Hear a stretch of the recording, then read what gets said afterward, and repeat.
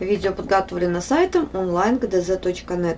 Сейчас на странице 27 мы выполним задание под номером 4.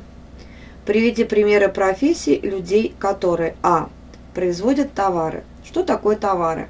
Товары – это вещи, предметы, с помощью которых люди удовлетворяют свои потребности.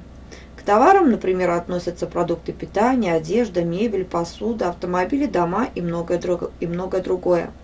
Какие же люди производят товары? Комбайнер, доярка, ткачиха, столевар, стеклодув, швея, строитель, сварщик.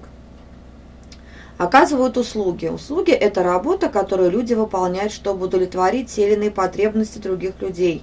Например, стрижка в парикмахерской, стирка в прачечной, ремонт автомобиля в мастерской, проведение экскурсии в музее – все это услуги. Итак, какие же люди работают в сфере услуг? Продавец, парикмахер, водитель, уборщик, электрик, переводчик, экскурсовод. Если вам понравилось видео, смотрите остальные решения на нашем сайте. Если есть вопросы, предложения или пожелания, подписывайтесь на нашу группу в социальных сетях.